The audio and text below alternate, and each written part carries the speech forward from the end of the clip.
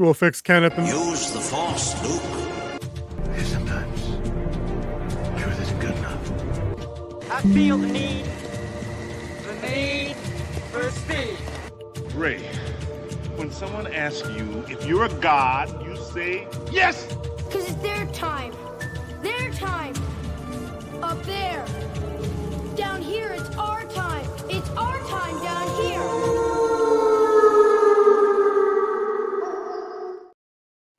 Hey guys, welcome back to the channel. King Z and I will be talking Daredevil Born Again Season 2, Episode 7, penultimate episode. Did it hit for you guys? But more importantly, more interestingly, we have a first for the channel, first interview, special guest, writer-director Kenneth Perkins is here, creator of Velvicide. We're going to talk about movie and what led him down the path of filmmaking. We're going to do it all next. Warden's Rise. Our watch begins now.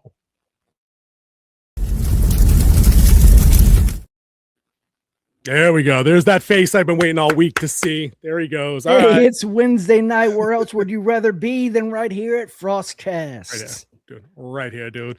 I say, since we already had Kenneth here, let's roll him in. Let's get cracking with the conversation. Hopefully his sound is fixed. Since we already had Kenneth. There he is. Can he hear us? That is the question. Oh, not sure. All right. I don't want to talk over. I'm getting some feedback on. Yeah, so I can't hear you on my streaming device, guys. Y'all went out on my phone. I don't want to talk over. I'm That's getting weird. some feedback on. Yeah. Why don't we re-invite Kenneth and see? Yeah, I'm muted or something. Okay. Why don't we resend him the link and we'll go from there. We'll have you come back in. All right. Well, of course it was going to do that, King. It's what we do here on Winter Wolfston. Yep. Every time we branch out, try something new, something breaks, but we're going to fix it and get him back in here. It was working What we fine do. 2 What we seconds ago. do. And we got some new As we folks. do that, we do Yeah. have a poll question to kick off the night. What big release are you looking forward to in May? Oh, hold on. Let me get onto my voting device myself because I am going to try to load this vote like I do week to week. Let's see what we got. Hit me with them choices, dude. All right. The choices are Devil Wears Prada 2, Obsession, Mando and Grogu, or Mortal Kombat 2. No brainer.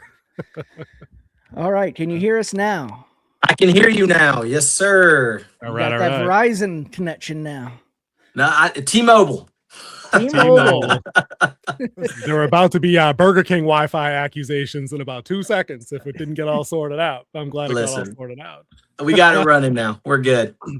Nice, dude. King, I don't want to welcome our guest and all right. let people know. Everybody, this is Kenneth Perkins. I've met him when I was the vice president of a filming club here, and he recently had a film come out on Amazon. You had a theatrical release too, didn't you? Or like Correct. was that- Well, it was limited. We won't say theatrical, but it was here in the CSRA. Yeah. all right, that's awesome. So why don't you Nice. introduce yourself and let people know what you're about? Yeah, so I'm Kenneth Perkins. I'm actually a high school teacher who moonlights as a filmmaker. And right now I've been making films for about 7 years. We started small. We were making I was just writing and making short films. We started winning a bunch of festivals and awards. I think to date we've won about 120 different, well, not awards, but, submissions and all that. We've been entered to over 120 festivals. So, and then I finally got to a point where all my buddies were telling me, you're not a filmmaker till you make a feature. So, I've written 6 features to date, but none of the other ones I could really make on a no budget.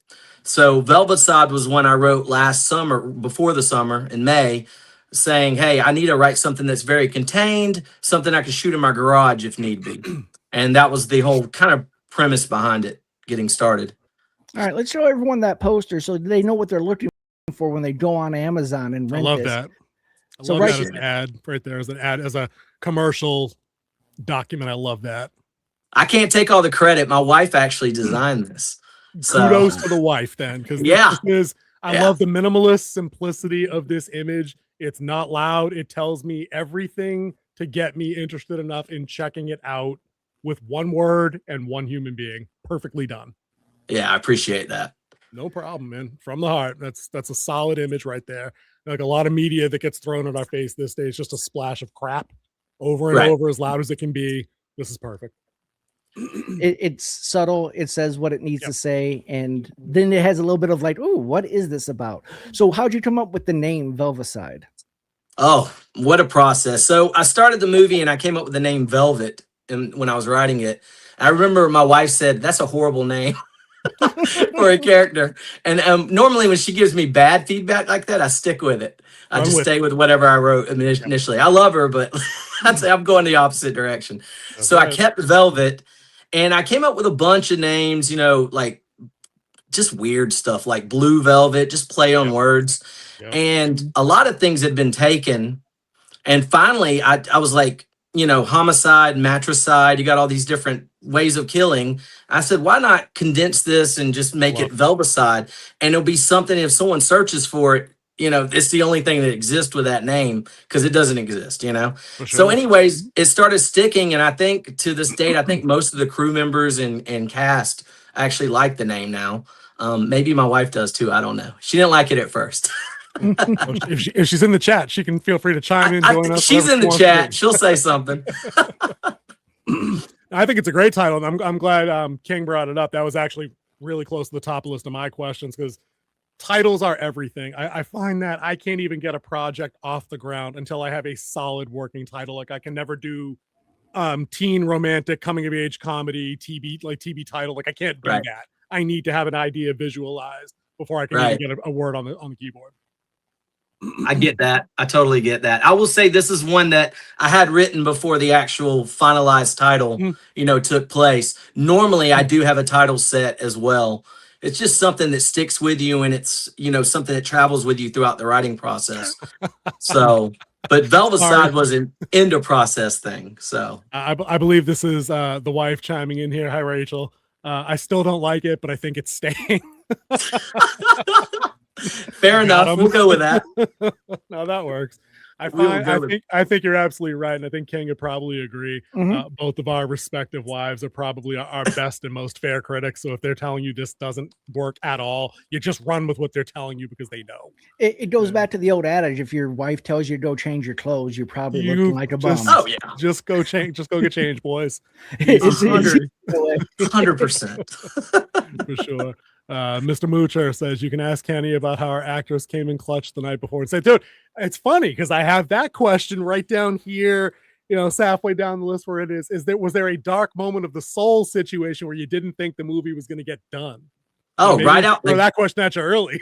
Yeah, no. So that's a great question. So right out the gate, we didn't think the movie was going to happen. So I wrote it. We had a girl. She auditioned for it, and we knew she was going to do it a month prior. Right. So, and we had her set, she had the whole script, and the night before shooting, when I had a van coming, the crew, the other actors, she hit me up the night before and said, I can't do this movie. And yeah, huge ordeal. So I call everybody I know, and I'm like, well, first I talk to my wife and I say, this thing isn't happening. You know, we can't even get day one in the books. And, we had a girl, the girl that you see in the movie now, Gia Rose Henry, she auditioned for another film of mine a year ago, and we knew she was amazing. And JD, who plays Isaac in the movie, across from her, who also did amazing, I hit him up and I said, do you think that Gia would be interested in this movie?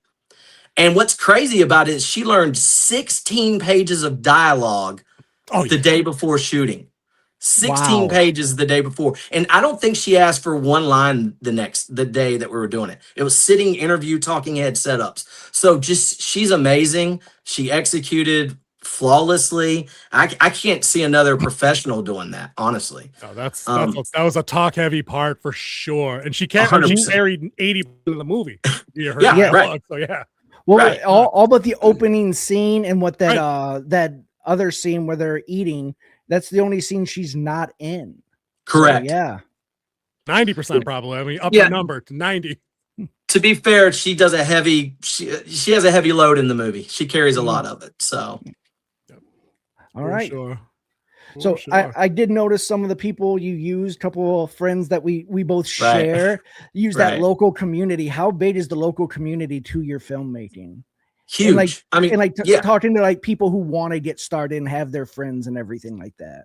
Yeah, I think what it comes down to at the end of the day is, like I was telling you guys, I was making short films for years with just my wife and some friends, and we were telling stories and winning awards and prizes, but that wasn't enough. I needed to up my game. I needed to get the production value better. I needed to get the acting better. So at some point, I remember my wife looked at me after we made, like, I don't know, 6 or 7 films, and she says, you need to meet like-minded individuals who do this professionally.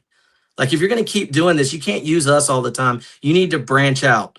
So I went to some SEFM meetings, and that's where I started meeting everyone. And it's so crazy. If you put yourself out there and show what you're willing to do, how much work you put into your work and your creative endeavors, people will jump on board and help you.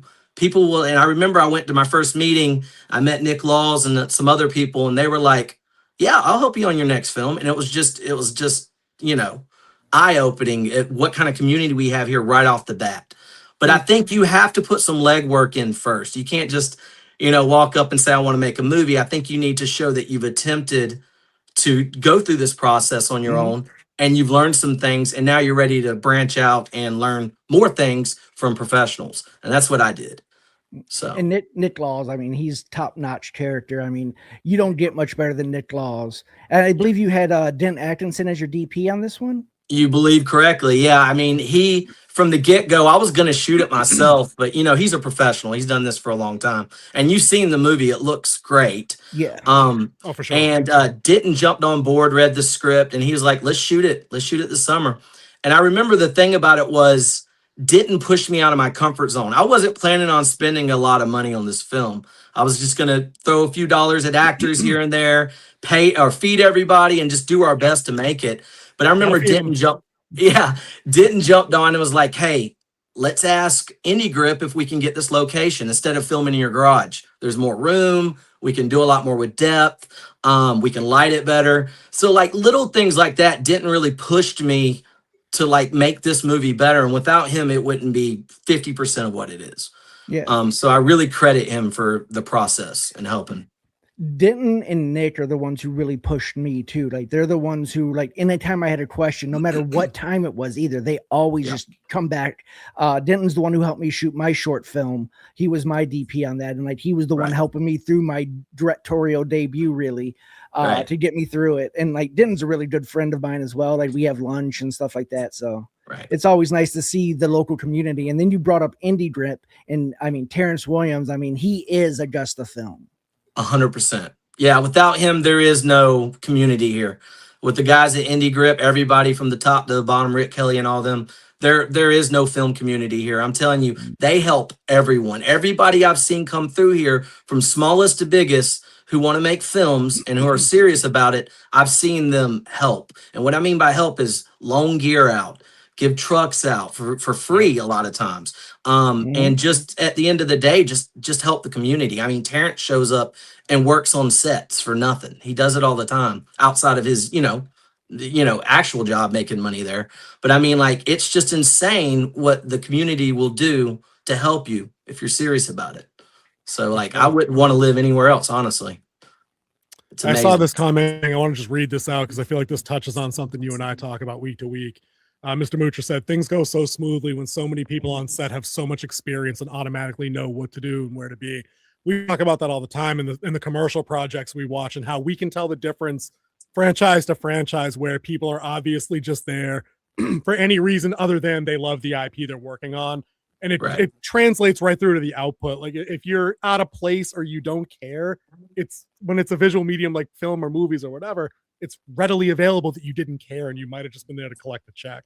So hearing about how the indie scene works there where you guys are, it makes me feel better about supporting indie film. It's a community effort to get things going and seen all the way through to the goal line.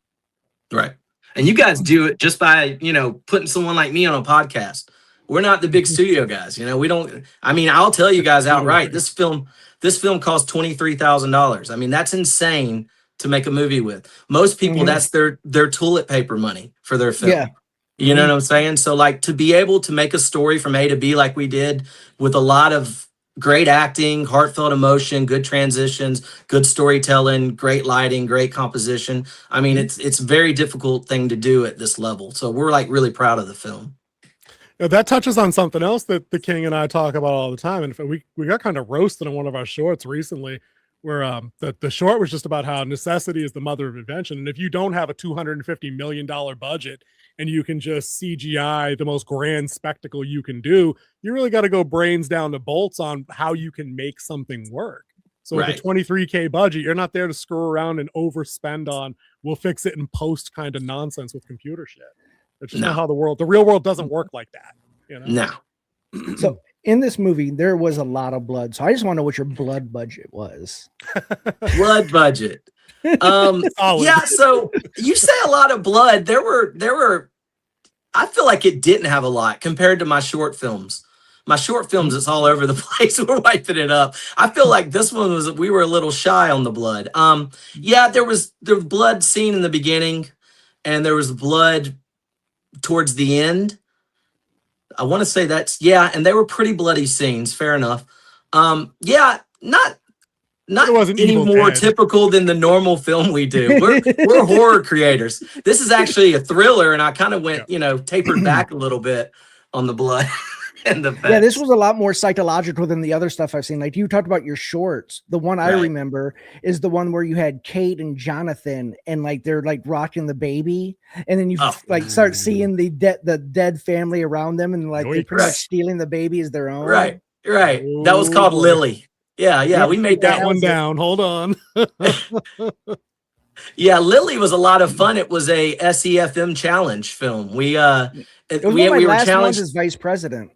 Yeah, we were challenged to make a film with dancing in it, I think is what it was. And there's a short little dance scene in there. When you think it's their baby and they're oohing and on over the crib, and then they steal the baby at the end. You see the family's basically dead. Very Tales from the Crypty kind of pull the rug out ending kind of thing. Yeah, I like that vibe.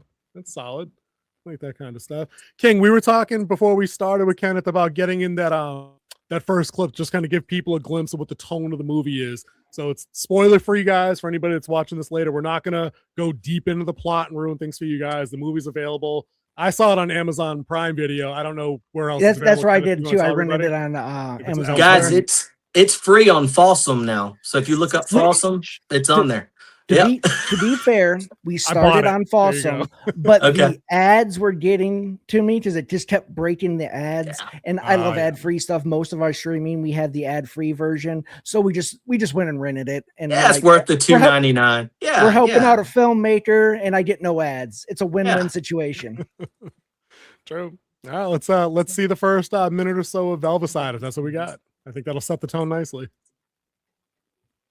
Beal Calum. You think you're really gonna save a laugh reading from a damn script? Okay. No script. What do you want to talk about, Roxanne? I want to kill my deadbeat husband.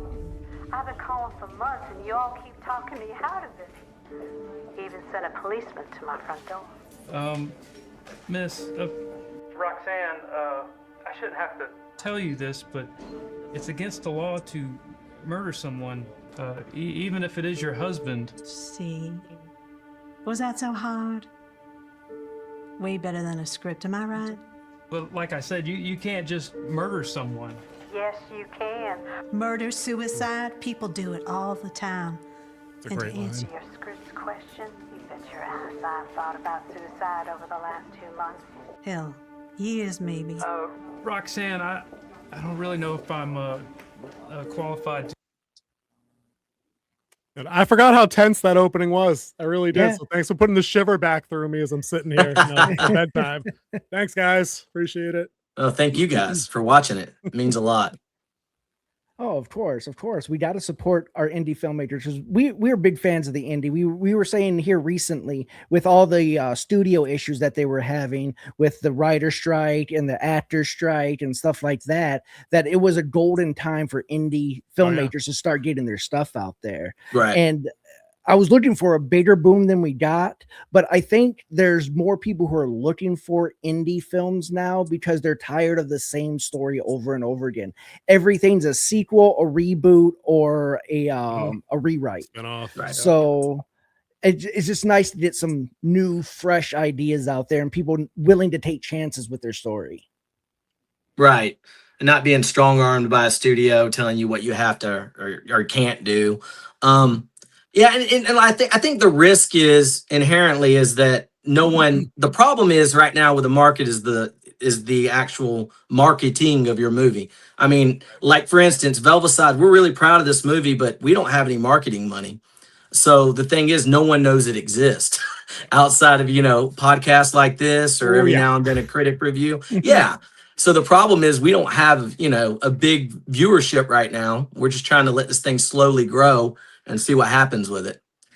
But we're glad to tell these stories. And I mean, the point of this movie is really a stepping stone to bigger movies. I mean, I'm sitting on other scripts that I can make for maybe 100,000 that are insanely good, that have won festivals, features. And the thing is, I'm just, waiting for, some opportunity to present itself so we can, start going down those roads. But I can't just keep financing every movie I do. No, not I completely understand that. Bro. No way. No. I'll keep my fingers crossed that you get a situation like that movie Lights Out that came out about 15 years ago. That the guy got his start. He made a YouTube. It was a short film. I think it was like 8 minutes. Yeah. And then somebody at Paramount took a look at it, I think it was, and gave him the. Yeah. Now he's doing Shazam. Yep. It happens, kids. I mean, the call up to the big leagues does happen. Yeah, it really does. It's a matter of the right eyes on the right project at the right time. Here's your shot. So when you go into a new project, you got an idea. Do you go, how do you say this, ambitious first and then scale it down to fit a budget? Or do you just go ambitious and then as you're filming, you kind of scale it down or find new ways to do it? That's an interesting question. Normally, I have one idea that sticks, and sometimes it's small and sometimes it's ambitious. For example, years ago when I did Etch, I had this idea of an eyeball popping out of a head and of a guy that was alive. And I was like, can I do that? So that whole short film stemmed from around this practical effect that I wanted to do. And we did it. We wrote a whole film around it about a kid with an Etch-a-Sketch board that draws things to life. That was probably my second film ever. And it was ambitious. Don't get me wrong. And looking back on it, there's a billion things I did wrong as a filmmaker. But we still told a story. It got into festivals. We watched it on big screens.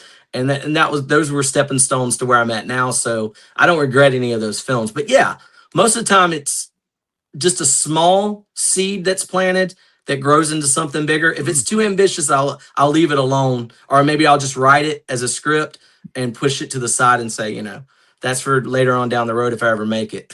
So, But I think that's a brutally honest assessment of how things work if you don't have a studio connect right out of the gate, or if you weren't, a production assistant somewhere on a studio and you managed to get something in front of the right person. I think that's just the reality for most of us that have big ideas. Like King's a big fan of writing like military thriller, space opera kind of stuff.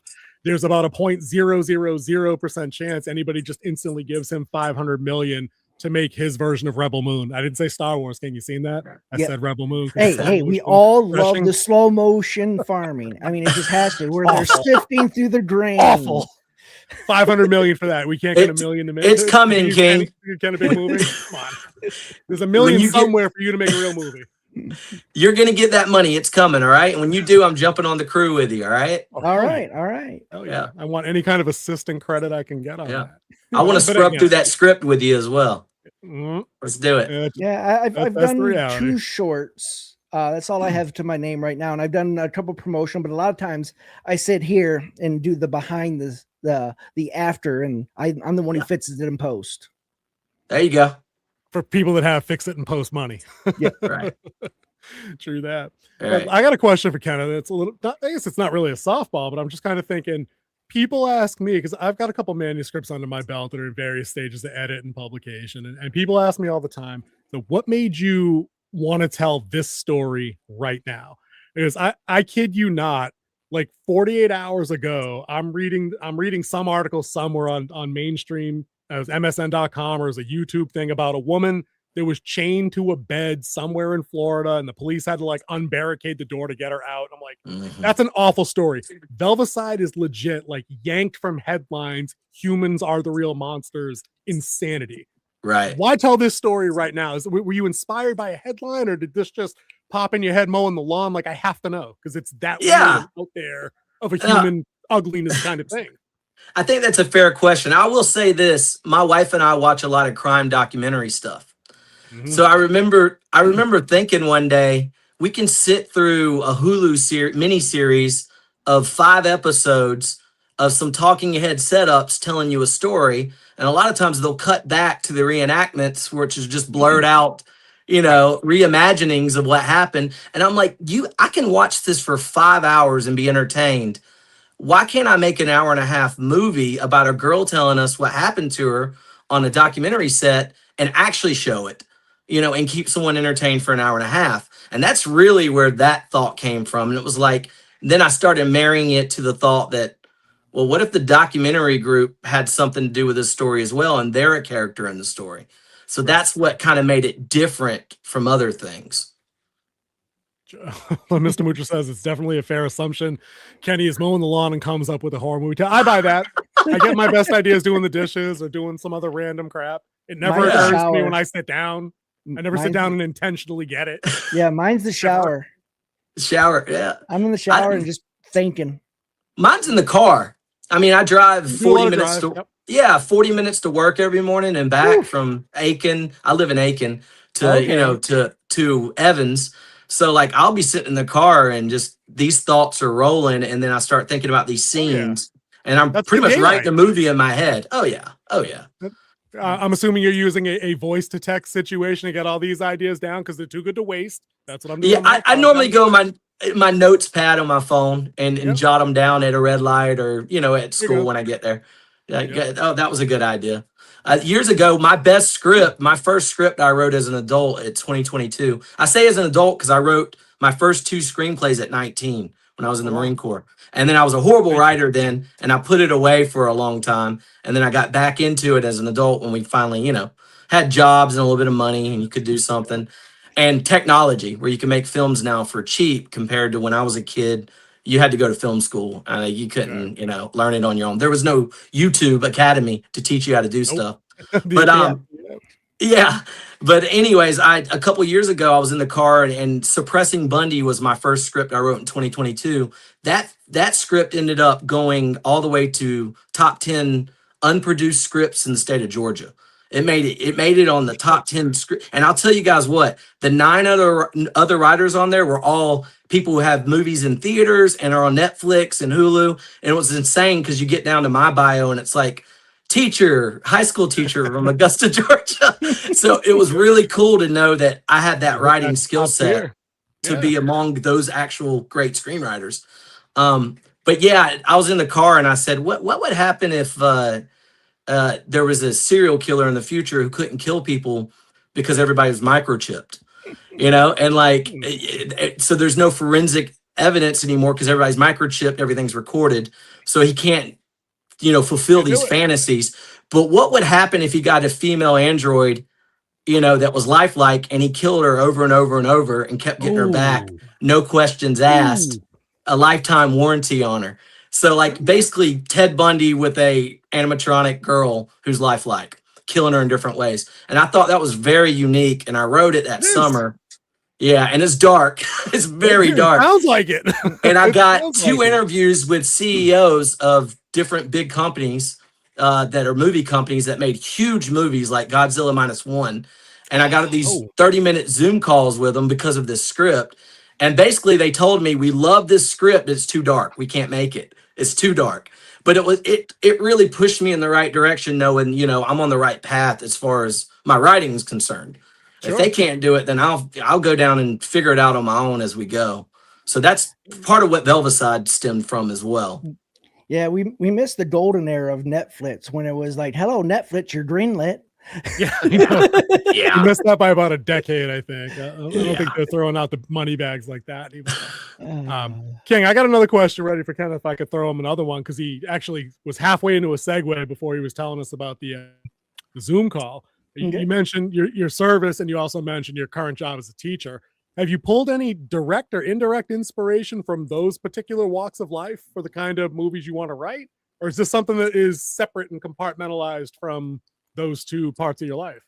Yeah. So I would say the military, I probably learned a lot of things as a kid while I was in, but I don't really write many military films. I did 5 years in the Marine Corps. I mean, like I said, I learned a lot as a kid, but like I did one war movie, but it was a period piece back to World War II. And we did it in our backyard, a film called Mia. But no, as far as the military is concerned, I really don't bring much to my writing. Sadly, I mean, I could. And then as far as teaching is concerned, I write locations wise, classrooms into some of my films. And I do we're allowed to use parts of our school. So it's great when you don't have a budget and you're like, man, I've got a school I can use. So we do use value. Yeah, we do use the facilities from time to time to film stuff. For example, we have a nursing room in our school that I can use as a hospital. So I have, stuff like that's invaluable. I mean, like you can't place, a monetary amount on that, especially when you're broke. And that's one of those kind of locations too, that's when you try to fake that kind of location, it comes across as not, especially if anybody watching has that kind of background and they're used to that being an authentic setting. That's a tough one. Like bridge of a spaceship, tough to fake. Hospital, tough to fake. Like that. You got to build that. Yeah. You got to build that. Yeah. Yeah. You got to build that. Yeah. Two things. I didn't know you were in the Marine Corps before right there. So thank you for your service. And two, next time we're on set together, I'll make sure that they have crayons at Crafty for you just in case. Oh, okay. All right. We knew the crayon joke was coming. Here it is. Oh, no. Being an army we're and backing stuff, up, I kind of have to. King's out. I'll just take an MRE. We'll be all right. Get me through the week. One MRE will get you through the week. 3,000 calories. I was there thinking back when I was in, and you had the MREs, and you look at that omelet MRE. I'm like, there's a horror film waiting to be written right there with just the omelet MRE. I agree on most of them, honestly. Oh yeah, they were. I've heard that on the civilian side, boys. Just so you know, we've heard of the horrors of the omelet MRE. Just so you know, we've all heard of that. But I bet you it gets eaten though when you're in the field. Yeah. You're like, I got to eat something. Calories. Hell yeah. Yeah, because one thing, it comes with the jalapeno cheese inside of it. Yeah. And that's just straight bargaining power. Yep. Well, or a bag of Skittles. Every now and then you'll get some good candy. You get to split with some. But you always get two chitlets. Yeah, for their Mac. Oh, that's hilarious. King, I feel like I got a whole bunch of questions I want to throw at Kenneth, unless you got a few more. Go right ahead. Because this is another one that's always kind of frustrated me as an aspiring screenwriter type, where if I start with the story idea, and the King's had to coach me on this a bunch, right? You start with the story idea, and when you get into writing a script, you have to just accept that what you write isn't what's going to end up completely perfectly on film. There's the actors are going to have their own take on things. Your personnel, your staff, it's going to come out not as a perfect corollary, right? So a two-parter. How do you cope with that? Because I'm too big of a control freak, I think. And then second part, especially where if you're casting people from the local community, we're not always talking about maybe professional actors that have a lot of experience. How do you direct people that are at different skill or experience levels within acting itself? Wow, that's a loaded question. All right, first I say I think it's important that you get to know your main players. I mean, you got some that are just background extras or whatever with a line or two, and you just kind of let that roll however it needs to. But I think once you get to know your main players a little bit and get them to know the script a little bit, you can kind of talk about what these characters are thinking. And I honestly like to let my actors roll with it. I am a little bit precious about my words, because I believe words have power. Sure. So if you're stumbling too much or there's too much dead space where it shouldn't be or or whatever, then people can see that quickly in a movie. And they could say that this person's acting, So I do think there is a time to reel it in and say, this, you have to know this, because the better you know it, the more authentic it's going to come out. But like for the most part, sometimes actors will bring you somewhere you didn't know you were going with the lines, and they can really surprise you and make it better. I've seen times where they omit a word or two, and it's like, man, that's smooth. That has the cadence that I want. At the same time, I write with a certain cadence. My dialogue's like music, so I like to keep that flow. And sometimes they'll omit stuff, and it gets choppy. And it's like, no, you have to say these lines. So it's you know, it's a give and take kind of thing. You just got to play your cards right. You got to know who you're dealing with and make sure you're not upsetting them and just make them feel comfortable. And the more comfortable you make them feel, they're going to give you what you need. Sounds good. Mr. Mutra says when we made Mia, it was set in the 50s, so it had a military theme, but far enough departure to have a little fun with the foxhole situation. Maybe I'll take that one down to watch along with Lily sometime. Yeah, it's like a 6-minute film. You should watch it. I mean, it's interesting. Cool. We made it with 4 people one night over a couple, you know, like we said, we're going to get together, eat something, and make a film, and it turned out really well. You guys check it out if y'all get time. Yeah, dude, for sure. No, always make time to check out. I'm always interested in how we find you is one thing, but what else can I go see after the fact? You know what I mean? Because that keeps you in the loop. It keeps you interested in other things people are working on. You know, so that's always an important part. The other big question that I had about Velvicide specifically is, as King and everybody would probably tell you, I'm a big fan of setup and payoff, the most basic of mechanic element within storytelling. And Velvicide has this solid payoff at the end that bookends nicely. But I don't want to be specific because I don't want to ruin anything about how things work out. But my question unloaded is, did you always have that in mind, or was that something you kind of stumbled upon in the writing process and said, hey, wouldn't it be cool if? Or was that always the idea? I have to know. Yeah, so I will say this. Some of my films I write, some of my features, I already have them kind of blocked out. I say A, B, and C are going to happen, and I'll fill in the space in between, just so I know I have that payoff. I'm a payoff writer as well. I like, I want, when I'm watching a movie, I want to have that feeling at the end, like I've earned, something has come of this, you know, viewing, and then I got something to take away from it. But I will say this, Velvicide, I was writing, and I did not know where I was going with it. It's a couple of my features I've written. I've started at A and said, let's see what happens. I have like 2 or 3 scripts like that. And honestly, some of those are my best ones. It's like, let's just see where these characters take us. Let's just channel these characters and see what happens. And it goes paths that I would have never thought of. And I get there and I'm like, man, that's awesome. But like with Velvicide, I did not know what was going to happen until I got there and I said, and I was writing and it's just kind of come like channeling through me. And I'm like, is this really happening? Are we doing this? And like, you know, and then like, yeah. And then she starts repeating things from the beginning of the movie and you realize where we're going with it. Yep. And I just said, this is amazing. And I kind of fell in love with that last monologue she gives. And I'll go ahead and say this. We put a casting call for Velvet onto Backstage. And I've done this a few times with short films. And normally you'll get 10 or 20 submissions and they'll be okay, you know. But with Velvicide, I actually put the whole script on there.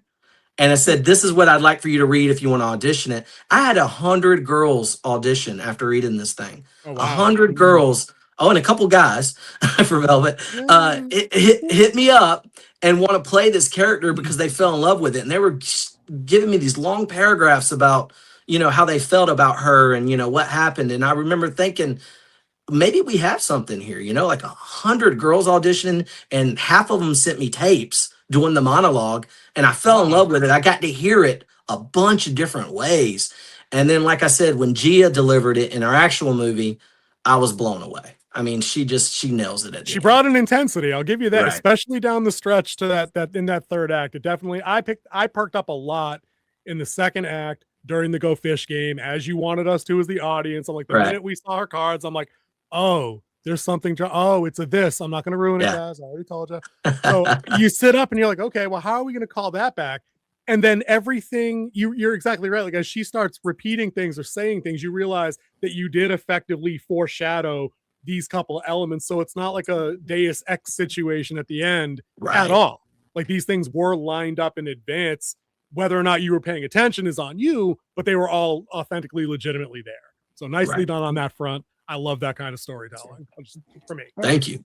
So we got a question from our our Prime Warden. Warden Yeah, Prime he is has a here. question What's for up, you. Your wife already answered it, but we want to put him on there and let you go ahead and answer it. It's yeah, late go to ahead, the King, go show ahead. tonight. Where can I see Velvicide?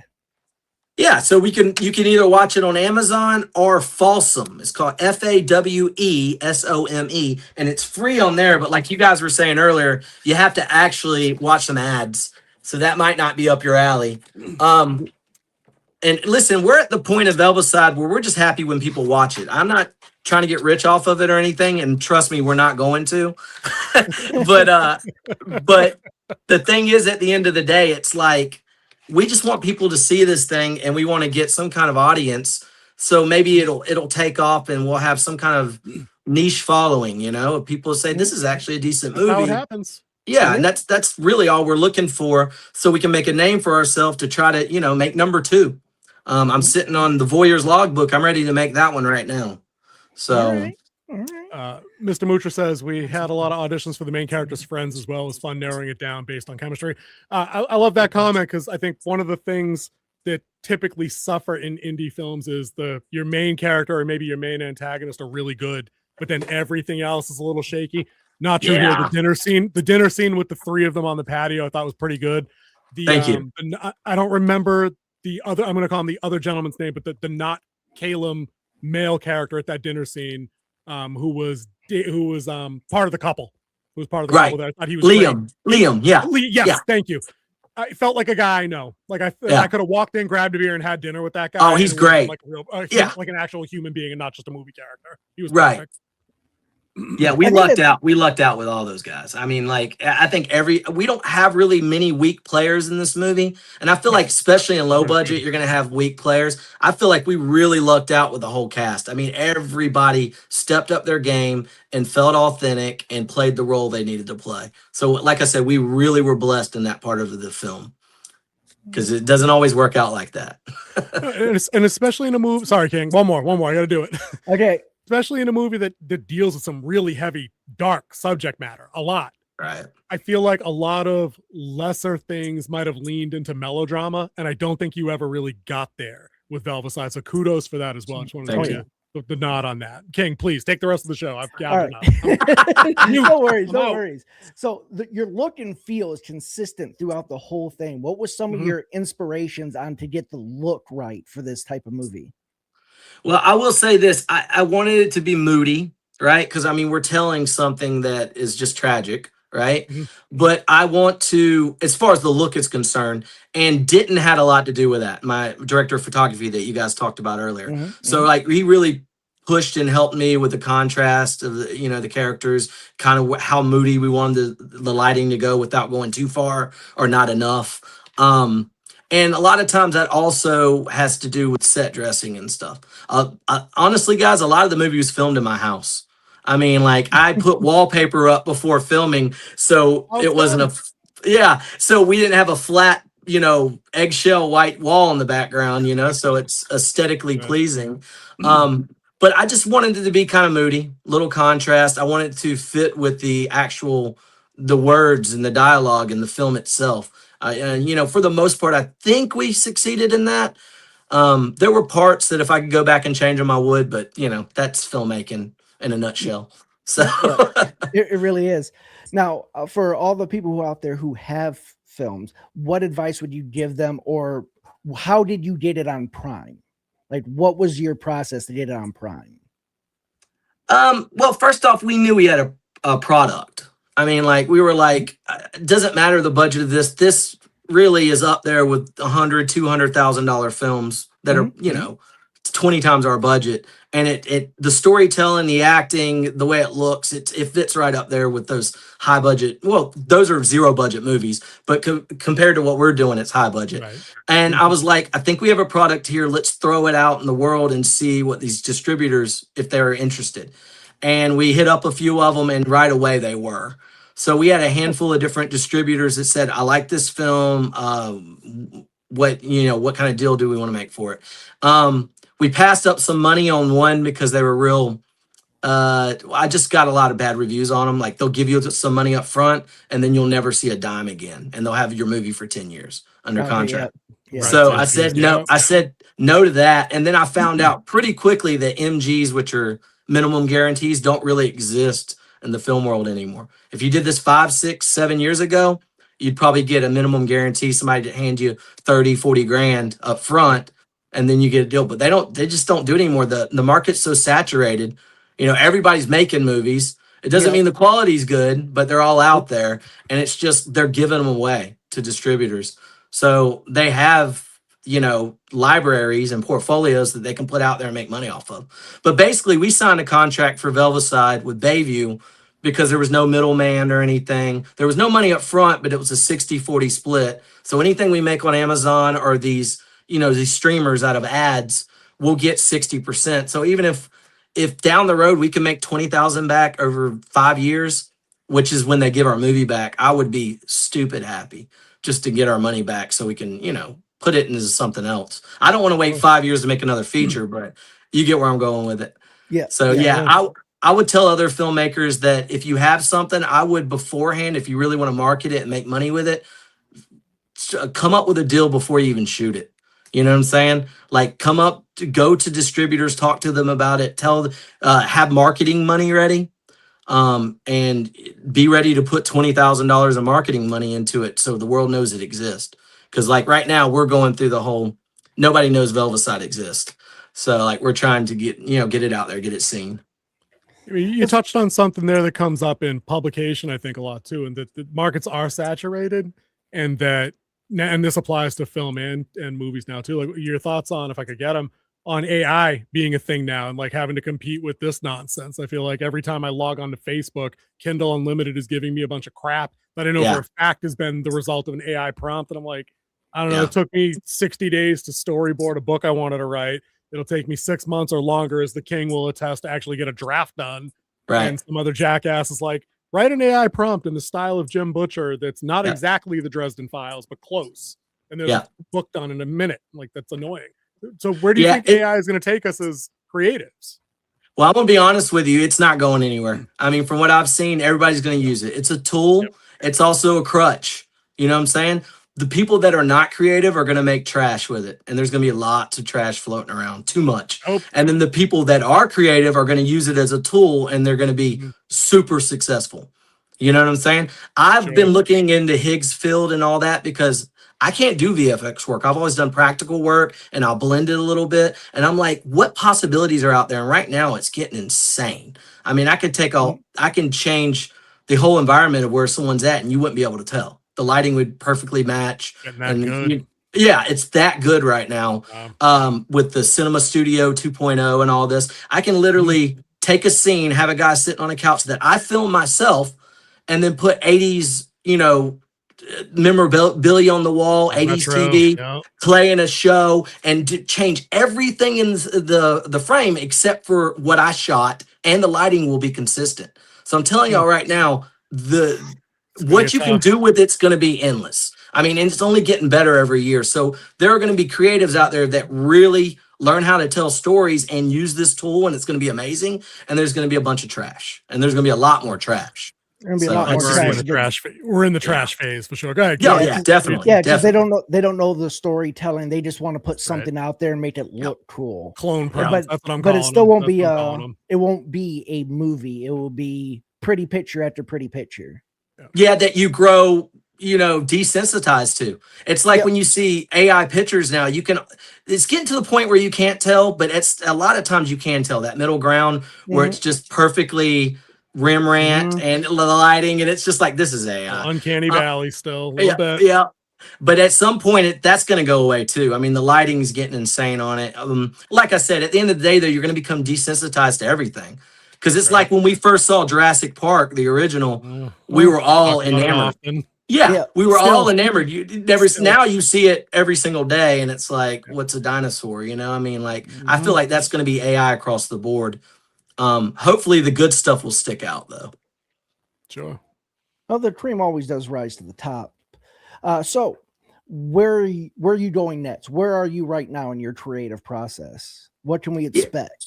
Yeah, so like I told you guys, I'm sitting on about 6 feature-length scripts, a couple which I could probably make myself. Yeah, I've been writing about 2 a year. During the summer when I'm off as a teacher, my wife will be time. working. Yeah, my wife will be working, and I'll Yeah. wake up one morning and I'll go, okay, I know Monday and Tuesday and Wednesday she's going to be gone. So I'm going to get up each morning and make an 8-10 hour day, and I'm going to chug monsters and energy drinks and Hammer the write, pages. and I'll punch out 20 pages.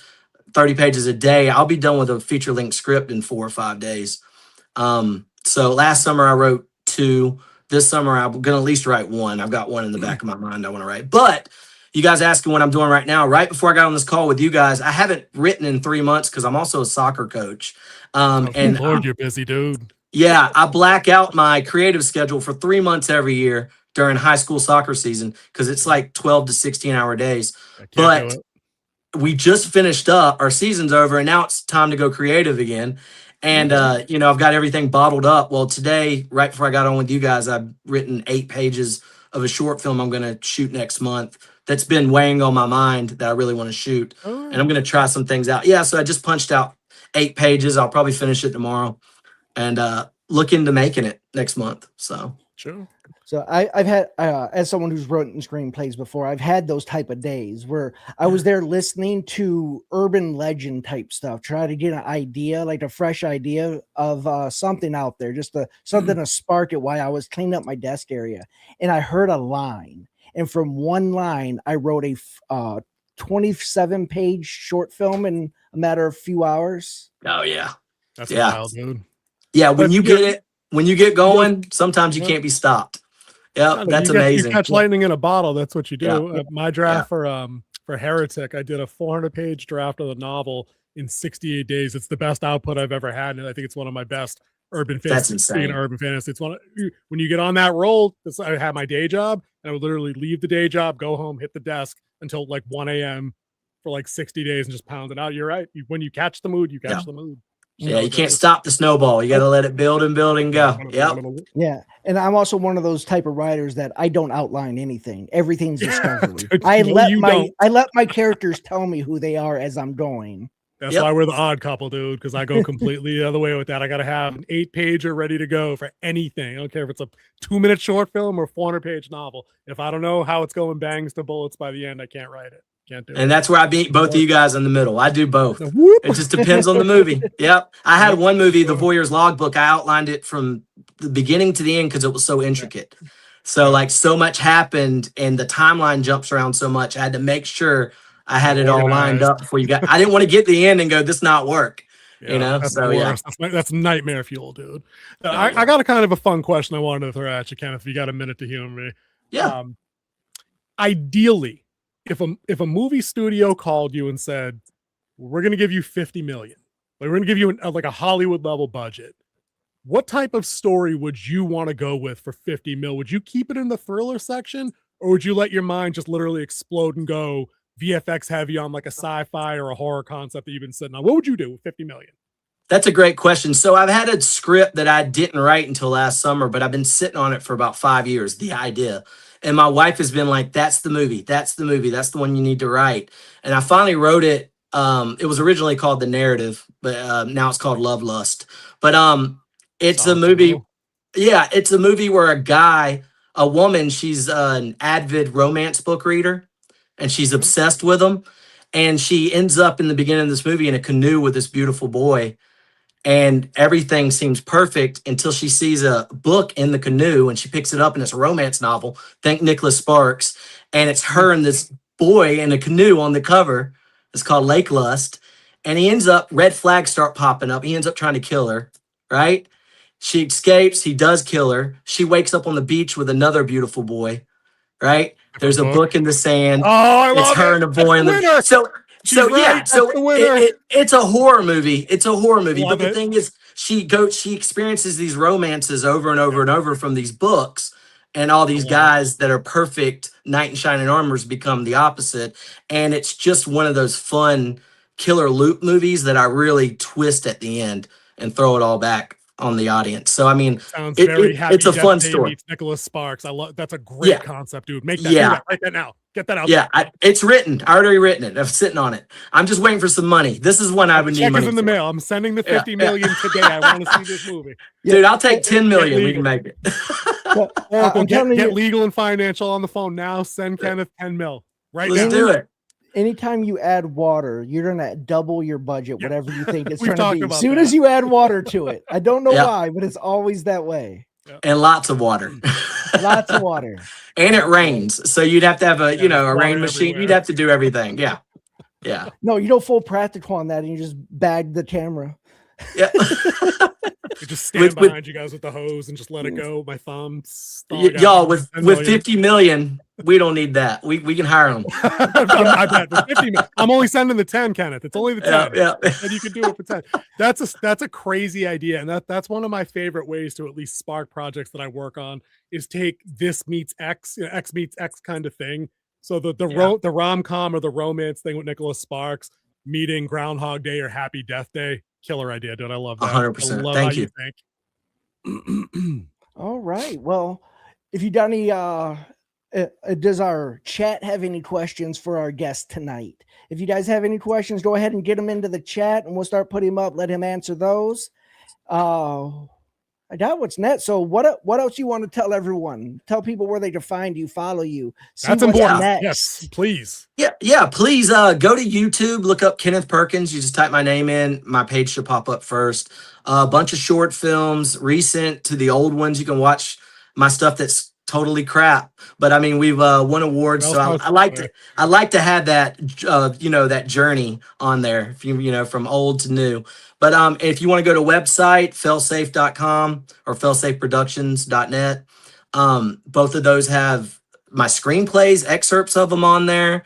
A bunch of, it's got Velvicide on there and a bunch of our short films, award winners. So you can go on there and pretty much find out anything you need to about me or about Failsafe, which is, our little company that makes these things. So Kenneth, are you using any of the other socials for daily stuff like Twitter, X, or Instagram, anything like that for anything? Yeah, so we use Instagram.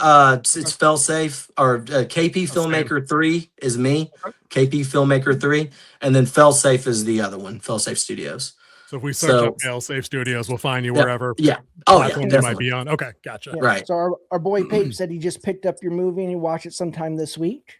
Nice. Yeah. That's Warden Prime, first channel member, astute evaluator of talent. It'd be interesting to see what he thinks of Velvicide as well. We would love that. Thank you. I got to throw one of the fun questions that I've been saving at Kenneth before we let him go as we come up on the hour. Ken, you got time for at least one of these? Because I worked hard on these. I don't want to waste them. Throw it at me. Let's go. Let's do a speed round. All right. Here we go. I got three of them. Here we go. Right. Okay. So this is you can only save one of these situations. Okay. I'm gonna give you three things. You save one. Raiders of the Lost Ark, Terminator 2, or Predator. Which one are you saving? Terminator 2. Excellent choice. The only correct choice in that situation, actually. Yeah, it is. James Cameron all day. Yep. Round 2.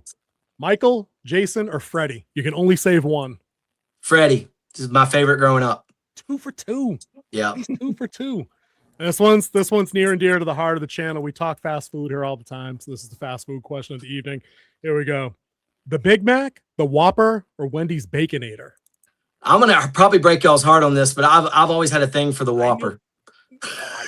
I knew he was going to pick that one. That is the wrong answer, sir. Growing up, so we know you're a Whopper guy, King. Listen, if you were going Wendy's, I know, but listen, the Whopper, the Whopper with the mayo on it, and the tomato and lettuce, really, and add cheese, obviously, has a special place in my heart. That's implied. I have a special sandwich for you. Are you a fan of pickles and mustard? Just that. I am. Yeah. So you go to Burger King. You order the original chicken sandwich. You have them add cheese, pickles, and mustard and cut in half. Tell me what you think. I already love it. That's my go-to sandwich right there. Yeah, the original chicken sandwich. Yeah, I've already got it ordered. It's on the way. Coming. We got a couple of responses there in the chat too. Sean Moore 28 welcome says T2 for sure. Picked Freddy also. Nicely done. Whopper add cheese. I can make an exception for the Whopper with cheese, but I am a Baconator guy. Something about cheese and bacon just works for me. Oh yeah. And then I'm going to bring up Warden Prime here right quick. He says, trick question. The real answer is the quarter pounder with cheese. Dude, on a menu that's got a double quarter pounder, go home, Warden Prime. It's double quarter pounder all day. A Royale with cheese. A Royale with cheese. There it is. There it is. I'd take that. Pulp Fiction reference. There we go. It was bound to be at least one on a night where we're talking about movies and all kinds of cool stuff. That works. Kenneth, it's been a pleasure. Thank you for coming on, dude. We appreciate that. We're going to put the word out on Velvicide to our millions of listeners, of course. We are the kingmakers. We put MGM Plus streaming on the map with our reviews of Robin Hood. So, guys, I love it. I appreciate y'all to the ends of the earth. This means a lot, and thank you so much for doing what you guys do. It's awesome. Thank you. No problem at all. Dude. When you get done on the next short, the next feature, give the king a call. We'll have you back on anytime you want to come on and talk about projects. Absolutely. I'll be here, guys. I appreciate you. Kenneth, thank you. And good thank you to everybody else on your team that was showing up in the chat and keeping the conversation lively. We love you guys too.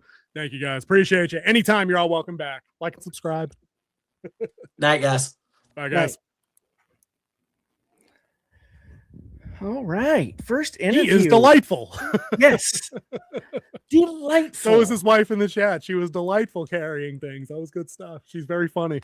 I don't know if you were keeping tabs on. Yeah. I was watching the chat. I was watching numbers. I was doing it all. I haven't even voted in the poll. So into this. Yeah. Oh, you got to throw your vote in there too before we I get did my vote before we close it out because it's coming that time. Our poll is in the chat. Go ahead and vote before you leave, and we're going to see where it all ends up here in about 1 to 2 minutes. I'm just going to thank Kenneth directly. Thanks to Kenneth. And bear with me while I type slowly, guys. And Rachel. There we go. Do your hunting peck. Do your hunting peck. Dude, I was 2 fingers on. It's just with all this light, it's still dark at the desk level. It's weird. Yeah. I can't explain it, dude. I can't explain it. We are having our mug night tonight. So if you haven't caught on, our membership program was down. I think all of our members did get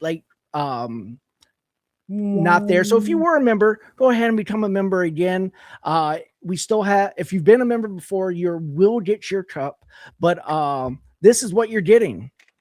This is my mug right here. You can see the King Z at the bottom. Now, yours will be a little bit different. On the bottom, you'll have a number of 10 because you'll be the original 10 members of the channel. So that is what you're getting. It looks really nice. I want to thank iZap, his laser engraving company did this for us. I would go look him up. He does great work. He does great work. Yeah, the mug is so nice. I can't drink out of it, dude. I just can't do it. I can't bring myself to ruin it. Like, this is a desk piece. It's too nice to actually pour a crappy soda into or beer and drink out of. I can't do it. Can't do it. Sticking to the bottles. All right, so let's close out this poll and get our results before we dive into episode 7 of Born Again. Season 2. 13 votes. All right, and Pape's already back on. Thank you, Warden Prime. Appreciate you, boss. Thank you. All right, and the results are in, and the winner is set with 46% of the vote. Really? Mortal Kombat 2. Only 46%? Yeah. Thank you, Warden Prime. We appreciate you, boss. Thank you. Devil Wears Prada gets number 2 with 38%. Okay, all right. I'll tell you right now. Rachel voted on that. And then she yelled down the hall to Kenneth and said, you have to vote for Devil Wears Prada too, 100%. And that's the 38%. It's them too. And Obsession got 8%, and Mando and Grogu pulled in 8%. Dude, now, I just now, because I've said this for like the last 6 weeks, remembered what Obsession is. It's that creepy movie where the dude makes the wish to make the girl fall in love with him. Yes. Dude, you know what? This poll should have been closer. Now, I was always going to vote MK2. That was going to happen no matter what. You know that. Obsession is easily my second pick in this poll because I don't give a single fuck about Mando and Grogu. Dude. We already have NetSuite's poll, so you might still get a chance. Oh, snap. Well, that might be a thing, man. Just a little teaser for NetSuite. Come in and vote in our poll. I see Kenneth in the chat. Thanks, Kenneth. Anytime, buddy. And we're Wednesday nights at 9. We're always on. If you want to jump in the chat or pop in, if you hear a segment that we're on and you want to talk film, craft, whatever, always welcome, bud. Thank you. Nice meeting you. Keep up the good work. segue into Daredevil, but like minor interruption because I just saw commercials, not for Obsession, but Hokum comes out Friday, and that's the one with Adam Scott. Yep. I don't know if are you getting out to the movies for this weekend for that? Because I'm off this weekend, so that might be a hit for me. I might go check that out. It is a house maintenance type weekend, but we might have some time in the early day to go see it. That would probably be a big no for Oracle. That movie, a little too heebie-jeebie. Like she couldn't get through the trailer of it. K-pop demon. Oh, never mind. I was gonna out her as bailing on K-pop demon hunters, but she did watch that, guys. She did. Relax. Just All saying. right. Okay. So, are you ready to travel to Hell's Kitchen and see New York Born Again? I don't know. I mean, the flyer was all crumpled up on the ground in that one shot, so I don't know. Aftermath of episode 6. We got the penultimate episode, and we got next week, right? I noticed 2 things off the bat in this episode. It's the shortest of all of them, right? By a substantial number of minutes, I think. I think I clocked this at like 45. So like 40 on the runtime after the credit deduction. And it felt quick to me this week. It felt like it really did breeze through. It was very streamlined. Like they're starting to they're tying their knots together. They're getting some of the stories all wrapped up. Yep. And then the other thing I had noticed was I thought that protest / riot that was about to break out was going to end very differently based on where they left us. I thought shit was going to explode. It did not. It did not. We saw a little bit of the aftermath. They just didn't show it to us. But they had mentioned specifically in one of the like the in-show news reports of what happened, where they said like 7 people wounded and 2 killed. Those AVTF guys had rifles aimed at a target-rich environment. I thought there was going to be some dead people, like a lot of dead people. There was a lot of blood. A lot of blood. 2 people dead, and one of them is the guy that we know got his head cracked. The guy that Karen went to when she got caught. Well, there might have been more. They just showed it all. They didn't put it on camera. It looked like a lot of it was already cleaned up by the time they're showing it in the morning. Sure. I was expecting a more dire straight, but it didn't really matter because the entire point of this episode is Daredevil and Karen recognizing that the tide is turned and the city is turning on Fisk at this point. Like his days are numbered. His time is up as being the guy in charge of things. Like the public sentiment has completely shifted. That's why this last trial with Karen is such a big deal as the episode gets going, because that's all he has left is this kangaroo court tribunal situation now. Yeah. So it's going to get ugly from here. Ivan says, I heard a character they killed off as a major character, and I thought they meant an OG character from the Netflix show. Were they really a main character? Who died? Who died this week? Did I already forget a death? Yeah, I remember Vanessa last week, but that was last week. Who died this week? But before we get into that and figure it out. Oh, that's over there keeping us straight. So she was doing this in the studio photo. They didn't kill anybody off this week, did they? I honestly don't remember that. Oh, yeah, there was at the very end. The deputy mayor of communications. Oh, dude, how did I forget that? Yeah, he's not a major superhero, but he is a major character. He was a mayor. He was not in the Netflix series. No, he wasn't. Yeah, no, not in the Netflix. That's right. He was brought in for Born Again only. Yep, Daniel. So I say we start there because that's actually probably the most emotional arc completion of the entire episode. There is he kind of bit of a redemption arc, doesn't sell BB out and earns a bullet to the face for it. Dude, Congrats. The emotional on Buck though, like every other person he's killed, it's been stone cold. Yeah. Like he's no issue. He hesitated this one, he hesitated. He's shaking. It was like he did not want to pull that trigger. For a second there, I actually thought he was going to let him up or shoot like right above his head. Oh no. No, he's too much of a professional, but I know, but you have that feeling that's going to happen. The way they played the scene. Yeah, dude, the performance and the direction, they were great. And then when they timed out that shot, like Daniel's head, legit plunk, done. Yep. That's a wrap. So, I mean, her BB's escape then must tie directly into the resolution next week, where now she's out on the lam and has the SD card with whatever incriminating bullshit she stole. So if you can see the writing on the wall, she's going to release that as About her they're uncle. in their courtroom, and Yeah. it's going to get someone arrested. Yeah, it's good, and the Kingpin will have to bounce. Like, there's no way he goes to jail. Like, Yeah, it's gonna be like however. it's gonna be the AG there. Because remember, the governor got on the phone and called the AG and told him, "You're coming in," because the mayor is flip side. She is no longer supporting the Mr. Fisk. But this has gotten out of hand. You know, like it's a bad like neighbor situation. Oh, it's getting out of hand with the king cutting down the apple branches over his fence. It's a little more significant than that, but you know, that's how that scene felt out when they read it. Dude, points for Poindexter doing the right thing. I mean, you honestly didn't know. I didn't know because they had that whole setup with Daredevil. You know, you can't trust me to do or keep a promise.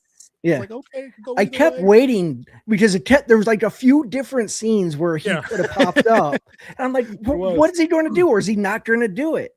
Maybe he wasn't gonna. He did. Yep, a little bit of that saved the governor's life, and that's a nice little bit too. Because in my head, I'm thinking, well, if she dies, like the lieutenant governor takes over, and like he'll just do whatever she was going to do anyway. But we had already seen Buck talking to that guy about, hey, you know, maybe you don't have to wait for her to not run. Yeah. You know, is there any way we can convince you to run, even though you promised to? It's like, again, I feel like this show, we can see the two versions of this show, dude. Like, we know, I can almost guarantee it. We know the crap that they kept from the first batch of episodes, and we know that Charlie Cox and D'Onofrio assisted in writing or rewriting.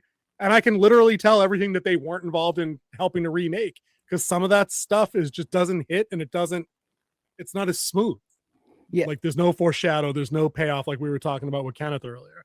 Like these last 3 or 4 episodes, I feel like have been very well knit together connectively as they move forward. And that was lacking early on for me. But yeah, and these are the 2 episodes that they both said that they're really excited about for people to see. I think it's good here. My per weekly mandatory nitpick is you do have to still, and it's a superhero show, so I get it. You do to a degree every time. You got to suspend a lot of disbelief here when it comes to how surveillance cameras work in multiple places, like a police station or a courthouse garage. They don't just go offline just because all the time at the same time and witnesses are still a thing. You know, but you have to have the story happen. So I guess, you know, you gotta think that maybe the detective can let Kingsley out of his cell and there are no other people around who might see me walk him outside and then stand by a door, where there usually is cameras, boys and girls. So Daredevil can talk to his girlfriend and then bring her back inside.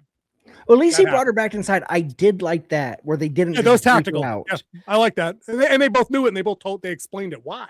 If I bail, they have to exactly do this one right. I am.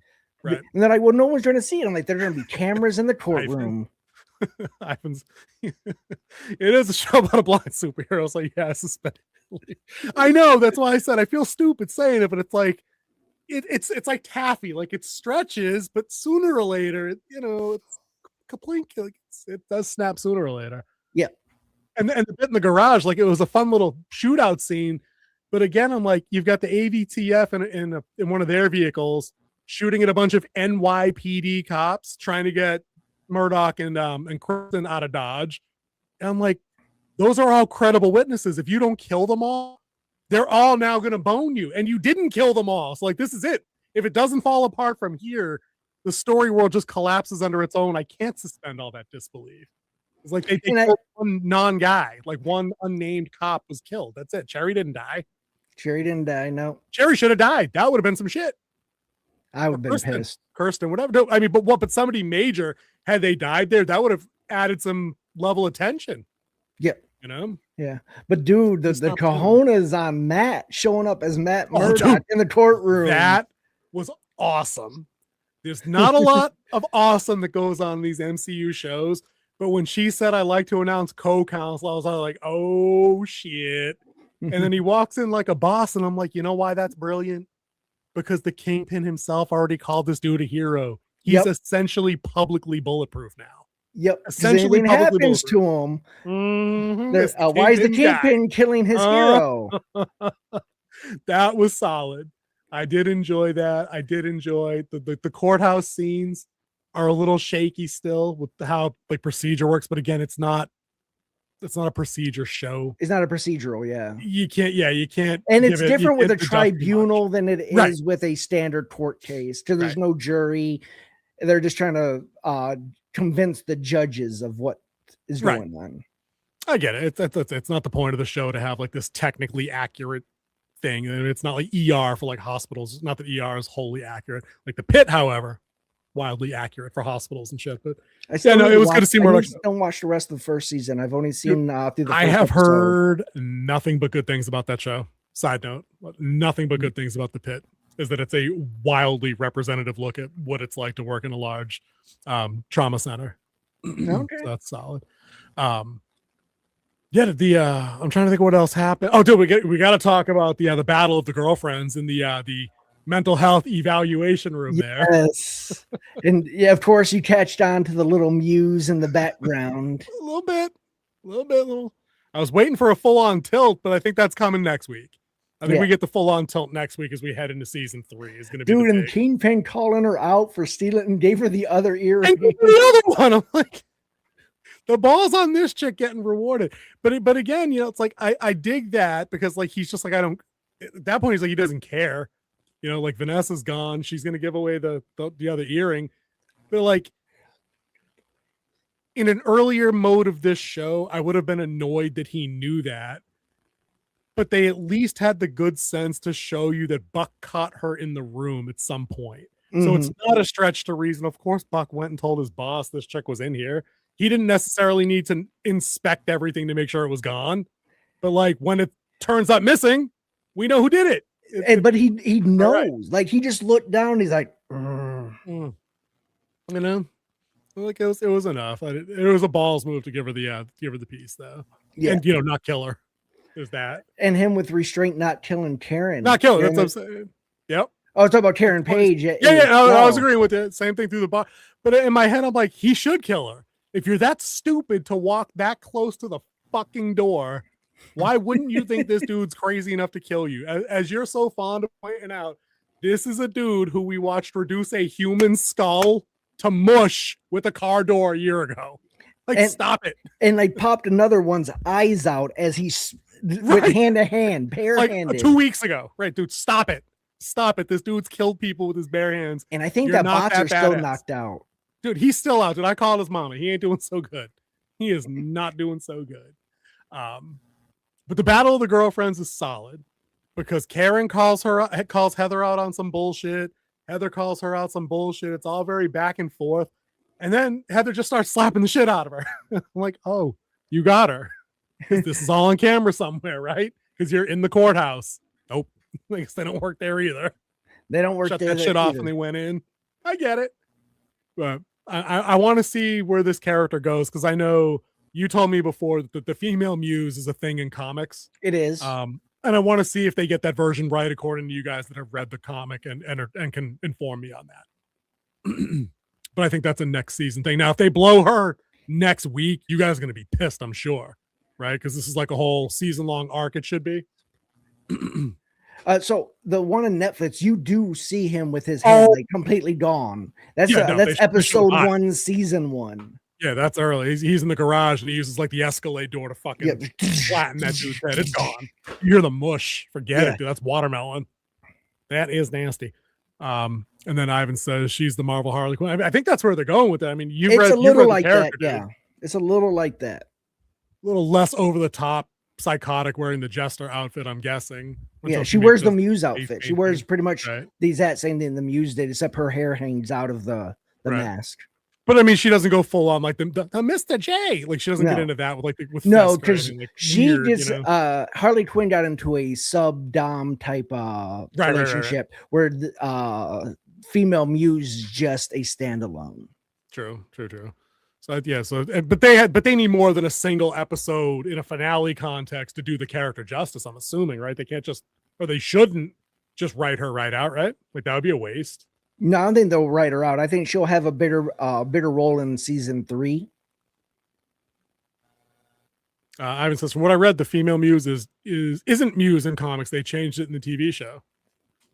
I thought there was a female Muse, and I thought somebody else commented. I thought Travis commented last week that she has a female version. Yeah, there's a female run in comics. It was a short run of the female Muse. The normal Muse, yes, is male, and the one that had all the powers that counteracted Daredevil's powers. Right.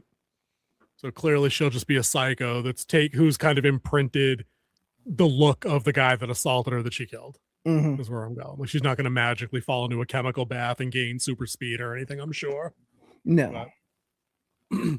But not a bad episode. I mean, they could play it where she gets the actual powers of the Muse because of her familiarity with Matt, and that he can't censor with his sonic hearing and stuff. So maybe a different female character than maybe it's not like Marvel doesn't have 8 trillion derivative characters of legacy mantles and all kinds of other stuff. So who knows?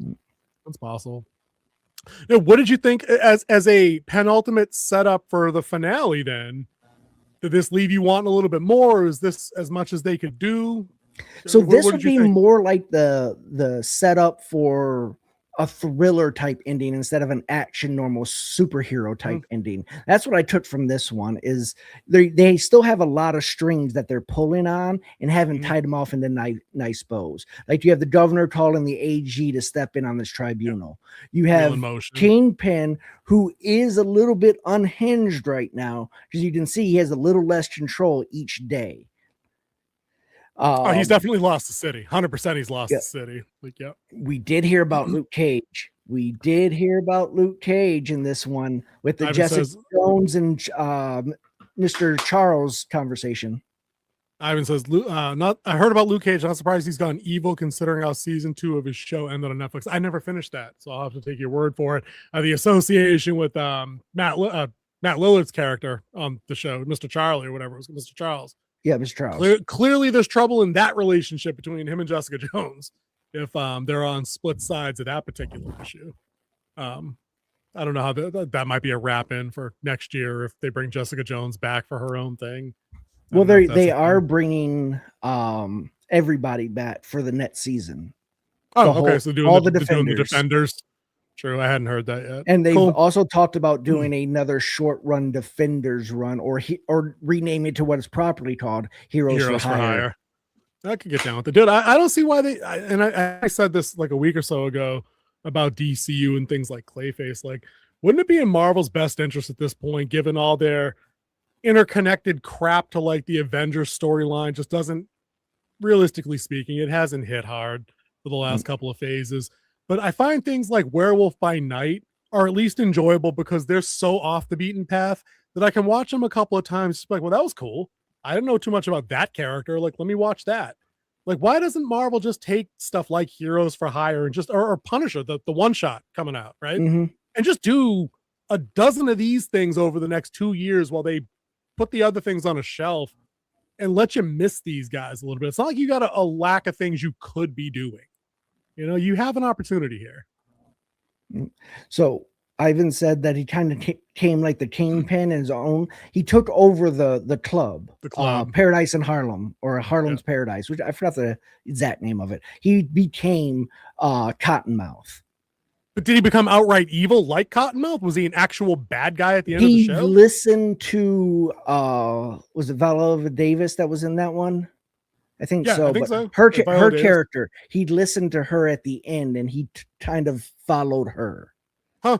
So he didn't do anything evil except he was there and he closed. You see him closing the door to the office as he's in charge now. Oh, it's very Godfather, you know, like never take sides against the family again. And in season 1, he did have the Power Man outfit on when he escaped from the place he was experimented on. It was pretty cool to see him in the actual like yellow shirt and had the headband on and everything. So they did pay homage to that in season 1 on the Netflix series of Luke Cage. And then everything after that was the gray hoodie. Yep. Thanks for nothing. Thanks for nothing. But yeah, Mr. Charles Tease, like he's like, I'm the only person who could talk to Luke.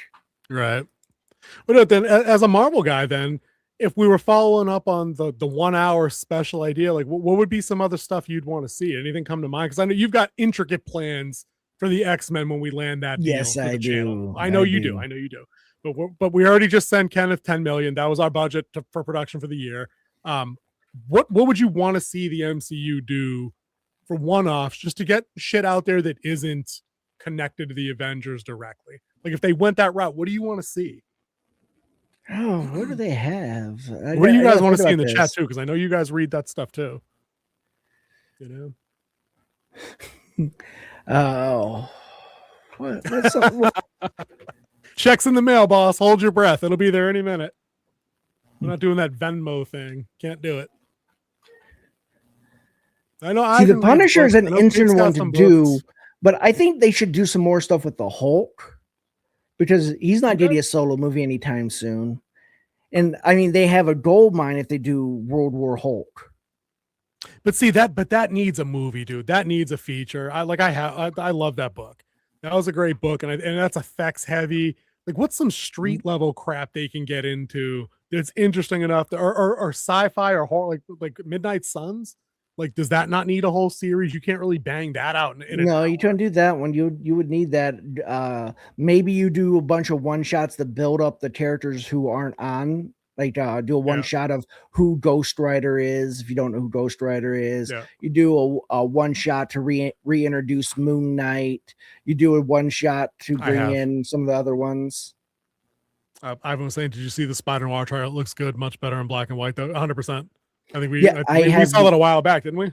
All right. Yeah. So as I get closer to a release date, I watch less and less of the new trailers coming out. Spoilers. Yeah. So I just want to watch it. It comes out on the 22nd of May. I'm really excited about that. Right around the corner. It's not Hulk's fault. They legally can't have a lone Hulk. Yeah, that sucks. But I think regardless of who owns the rights, he's still, no pun intended, he's still too big to run like an hour-long special. The kind of thing I'm thinking of. Like I get the idea, like a Punisher one shot works. It's a small story, lots of guns, lots of this, lots of action, and then it's just done.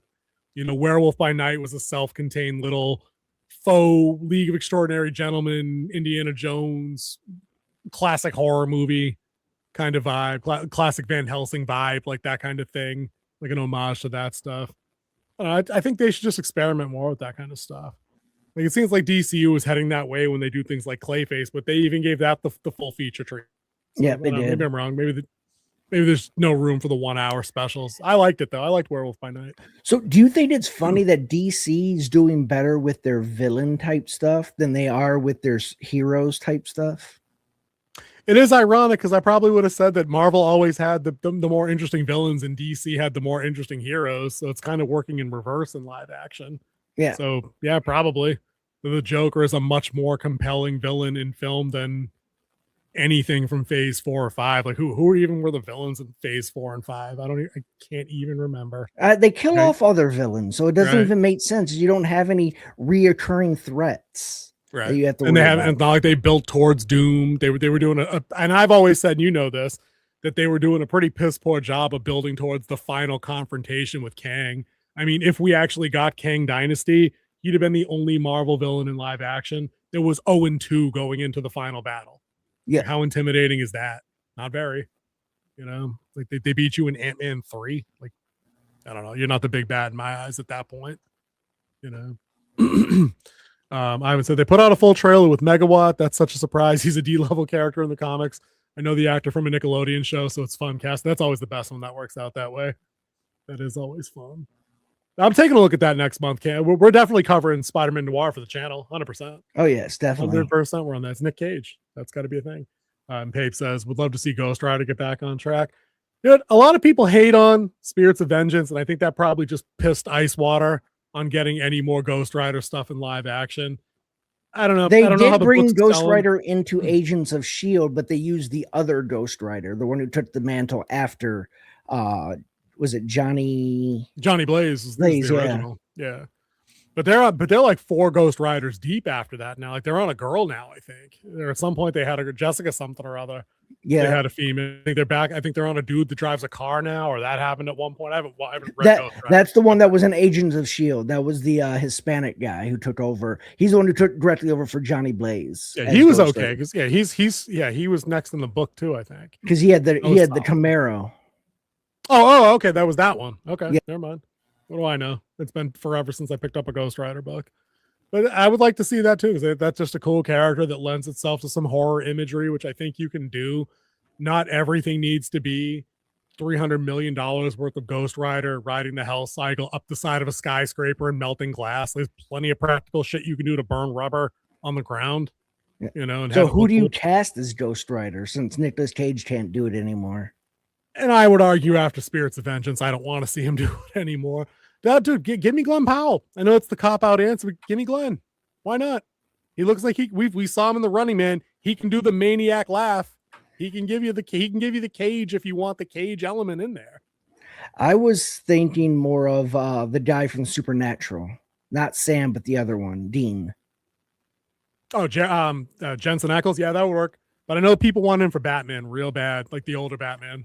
Yeah, they really want him in that one. Get a nobody. I don't care. Like that's the thing. Like I don't think this isn't the Marvel movies do not require. And this will be one of our shorts for the week where everybody tells me I'm wrong. The Marvel movies do not require star power to be good.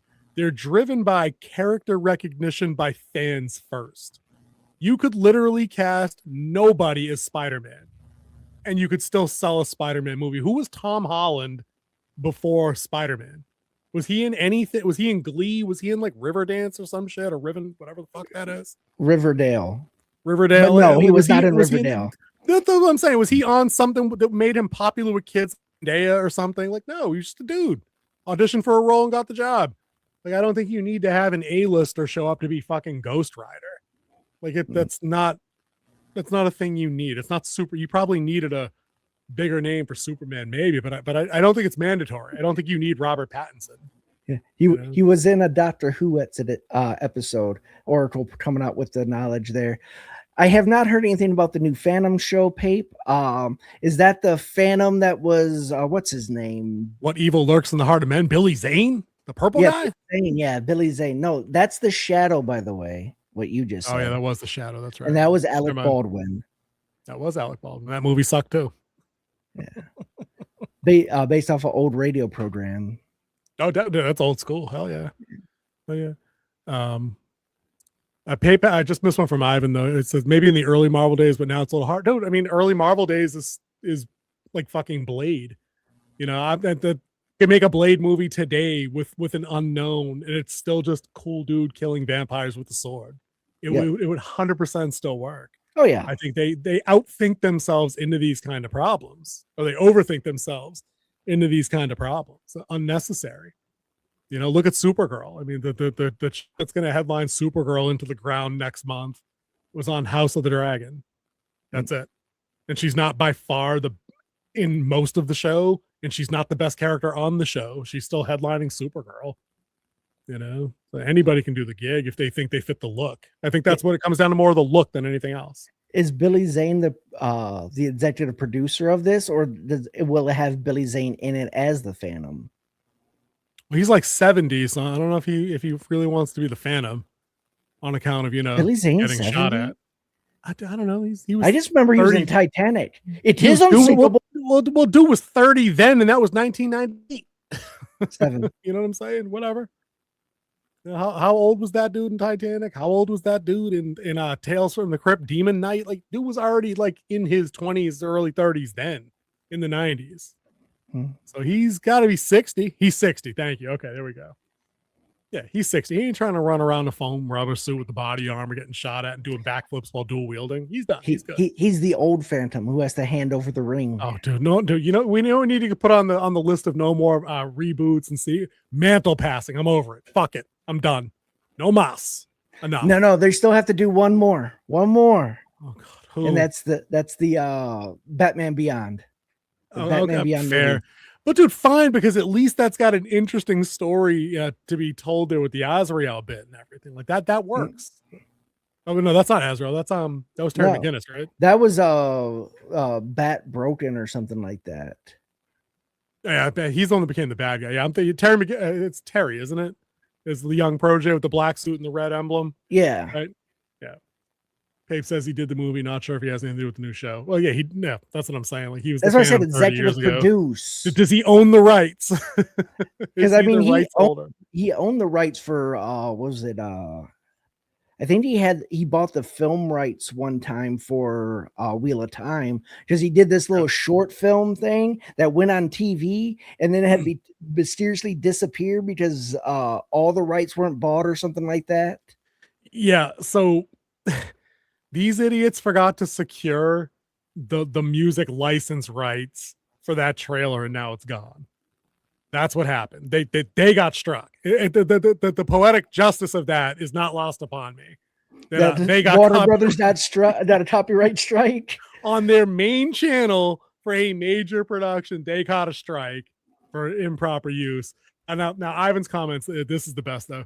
Did you see the Lanterns poster with the dumb "only one can wear the ring" tagline? I did. And this isn't directed at you, Ivan. This is directed at them. Tell me you've never watched a single fucking moment or read a single page of a Green Lantern comic. You know what I mean? Only one can wear the ring. It's not Lord. I can't, dude. I just can't. It's not Lord of the Rings. I can't with these people. This show is gonna fucking blow. There are plenty of comic books where it has both John Stewart and Hal Jordan with the ring, because Hal just takes over another sector. Dude, every Green Lantern comic they have where he visits Oa, there's literally hundreds of fucking Green Lanterns there on the planet, on the base, whatever it's fucking called. There's literally hundreds of people covering sectors of space like you're talking about. It's not the One Ring. They're not in the darkness binding anything, and it doesn't need to go back to fucking Mount Doom. These people are out of their depth. I'm calling it now. This show is going to be fucking awful. I'm now completely on board my typical cynical train ride for that show. It's going to be garbage. But Daredevil, I think, was a very good episode, and I think everyone's going to die. They already died this week. Ivan says it's also ridiculous when there's millions of lanterns. Like I said, there's literally Guy Gardner right now where, dude, I heard somebody else say that in a video earlier. It's like the way they cut the video, they showed that poster and then they literally just moved slowly over to Guy Gardner giving people the finger with the ring. And I'm like, it's their own shit. Like, dude, they're so they're so compartmentalized and siloed internally in the building that they don't know what they have. Yep. It's not even like we're quoting or referencing 40-year-old comics that like our dads gave. It's like, no, this is your movie from last summer that underperformed box office and King really liked. I didn't like it as much, but still, like, it was there. I think he had a ring. It's in the same Mr. world. Terrific was awesome in it. He was pretty good. He was pretty good.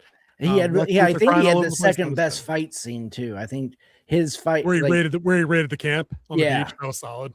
That was a solid scene. That was good that was a perfect superhero showing off the power set kind of thing. That was good.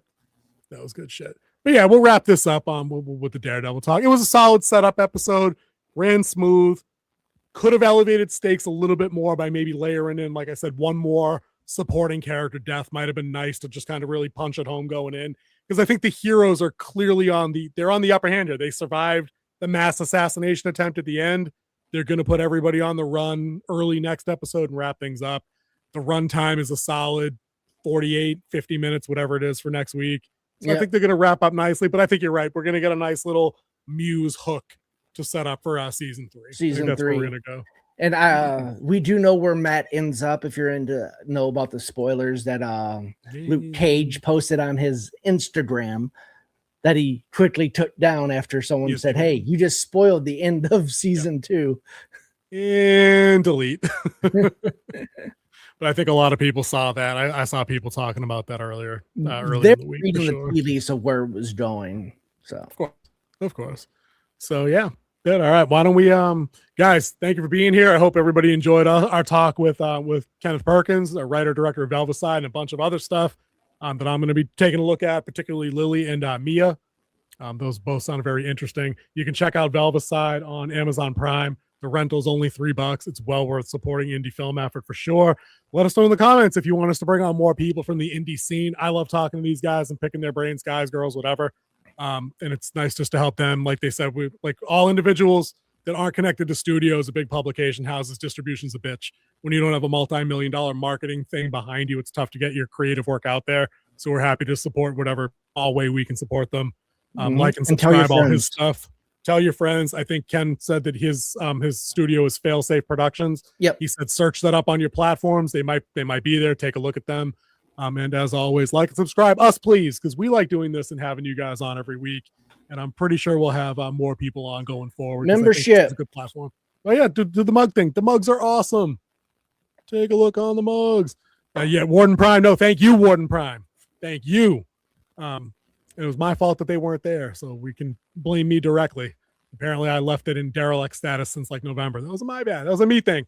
But we'll see you guys next week. FrostCast 93. King, do we tell them about the big episode 100 yet? Not yet. Not yet. We'll see you guys next week. Later, guys. Bye, people.